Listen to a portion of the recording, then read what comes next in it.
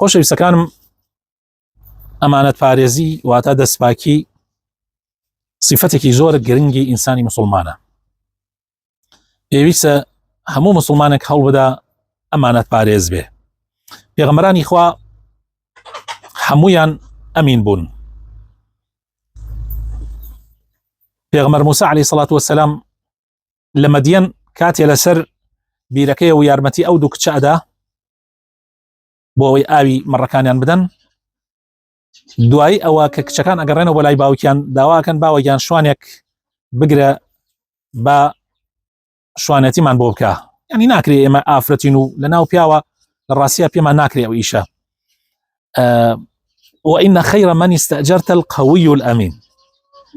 بۆیە ئاماژەیەک بە موساکەن عليه السلام، ئیتر ئەویش کە باسەکە ئەبیسێتەوە ئەنێرێ بە شوێن موسای عليه السلام و موسا ئەکان بە شوانی خۆیان و ئەو عقدەی لەگەڵاکەن کە ئەو شوانەتی بۆ بکە 8 ساڵ تا 10 ساڵ، ئەمیش لە جیاتیە یەکێ لە کچەکانی پێدا.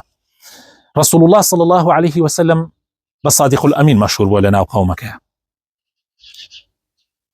پێش ئیسلام، پێش ئیسلامەتی. بۆیە پێغەمبەرانی خوا گرنگترین صفەتیان کە خوای تەعالی هەڵیانە بژێرێ ئەمانەتە. ئەمانەت زۆر گرنگە خۆشەویستەکان، زۆر گرنگە. یەکێک لەو صفاتانەی کە لە کەسانی منافقە هەیە ئەوانن کە ئەمانەت ناپارێزن. وەکو لە حەدیثەکەی پێغەمبەر هاتووە صلی الله عليه وسلم ئەفەرمێت سێ شت نیشانەی ئینسانی منافقە، یەکێک لەوانە ئەوەیە کە ئەمانەت بکەوێتە ژێردەستی نایپارێزێ. ئەمانەت ناپاراستن علامەت و نیشانەی قیامەتە. کابرایەک پرسیاری لە پێغەمبەر کرد صلی الله عليه وسلم لەناو ئەصحابەکانە لە کاتە پێغەمبەری خوا صلی الله عليه وسلم وتارێدا قسەی بەیانە کرد. کابرایەک پرسیاری کرد وتی ئەی پێغەمبەری خوا کەی قیامەتە؟ پێغەمبەری خوا صلی الله عليه وسلم بێدەنگ بوو، هەتا لە ئەصحابەکان هەندێکیان وتیان لەوانەیە پێغەمبەر پرسیارەکەی پێ ناخۆش ببێ، هەندێکی تریان وتیان لەوانەیە نەیبیستی بێ. بەڵام کە پێغەمبەری خوا صلی الله عليه وسلم لە باسەکەی خۆی بوویەوە فەرمووی کێ بوو پرسیارەکەی کرد؟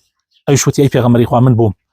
فەرمووی هەر کاتێک ئەگەر ئەمانەت نەما، ئەمانەت پارێزی لە ناو خەڵکان نەما، ئەوە چاوەڕوانی قیامەت بە.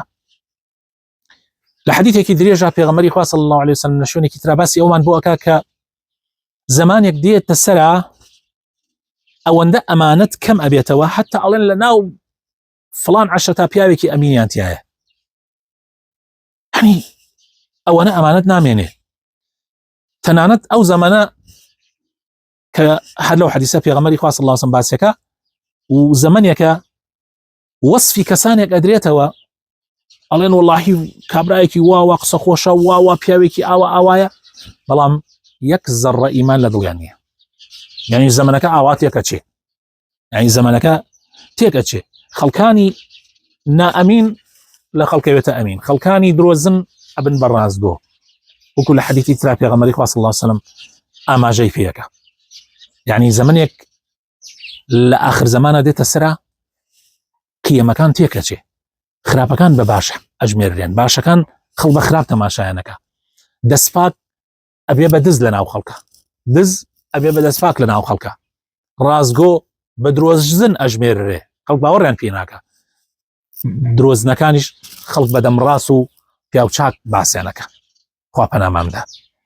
بۆیە حتا بۆمان ئەکرێ با هەوڵ بدەین ئەم صیفەتە لە خۆمانە دروست بکەین، صیفەتی ئەمانەت پارێزی، و هەوڵ بدەین دەوروبەرەکەمان ئەوانەی کە ئێمە مەسئولیەتی لەژێر دەستی ئێمەیە کە ئێمە پەروەردەیانەکەین با لەسەر ئەمانەت و دەستپاکی پەروەردەیان بکەین.